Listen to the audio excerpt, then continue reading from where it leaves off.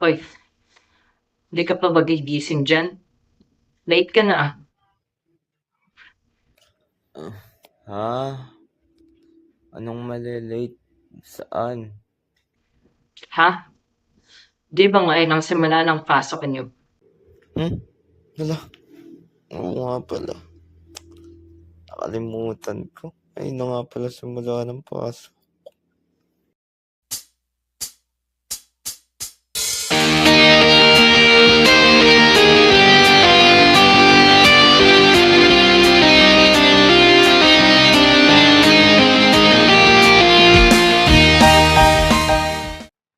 Oy, Jerry, Hmm.